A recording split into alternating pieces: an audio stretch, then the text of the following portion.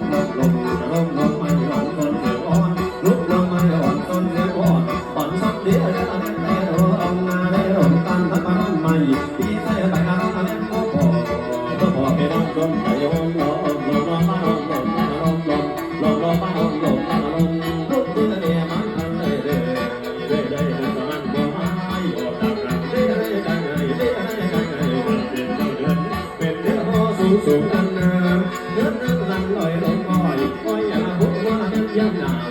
ย้ำหนาวอย่าร้องมันเดี๋ยวหน้าดีเดินมาเดินเดินดีเดี๋ยวเดินมาลงมาที่ลงกองเดียวเดียวสิวกองใจสารพันสารพันสารพันสารพันละกำมันก็ไปได้มันเด้งตากูเอาไว้คนละกัน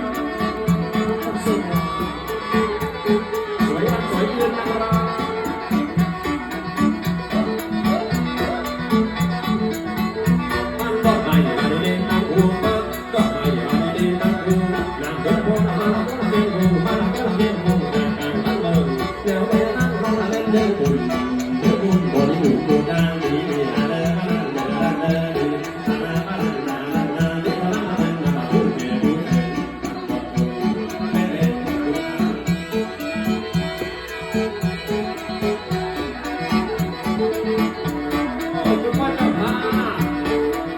เสียงโบกมือให้จับภาพเนี่ย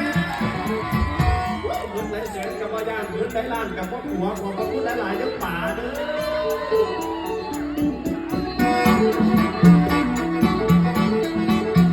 หลวงปู่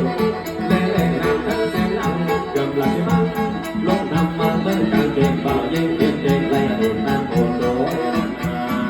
เร็วมากเลยโดนการโตกระด้างโตก็หัวคนนั้นโดนโดนมาได้ยังไง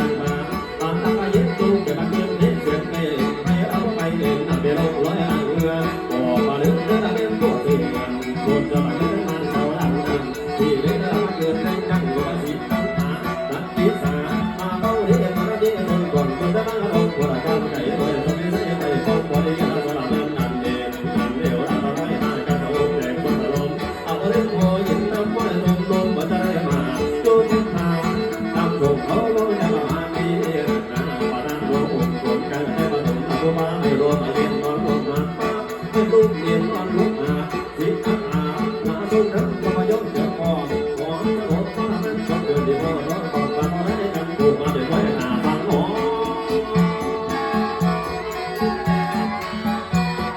สวยกว่าจริงนะสาวเอากว่าจริงนะน้องไม่มีท้องจะให้เธอได้ตั้งมันถึงน้ำเลี้ยงจะพาน้องเด็กปวดเดิน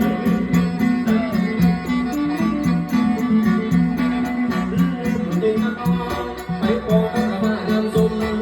โป่งกว่าจะเลี้ยงโป่งผ่านตาไม่เป็นคงจะบ้าใจขาดอยากรู้ว่ามันอยู่สาย อะไรก็เป็นผู้สอนเป็นยังอ่อนดีแต่ก่อนทรงเปลี่ยนน้ำก็สิสอนกอดฟ้าปล่อยไม่มา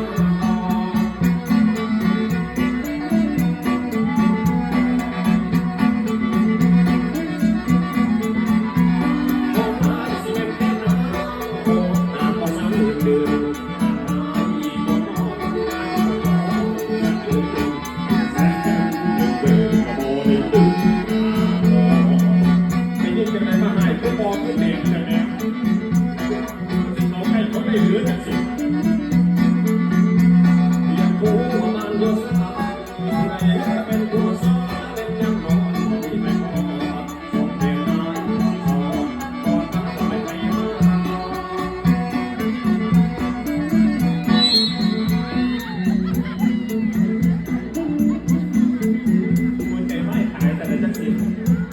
อยากรู้ว่ามันอยู่ซ่า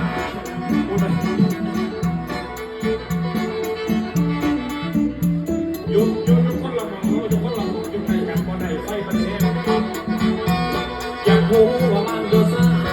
ผู้ใดก็เป็นผู้สอนจะมอนดีไปก่อนส่งเต็มตายสิสอนตรวจมาแล้วไม่ไปมาตอมห้องตายสิเป็นเจ็บน้ำห้องอ่านก็เศร้าเดินอ่านได้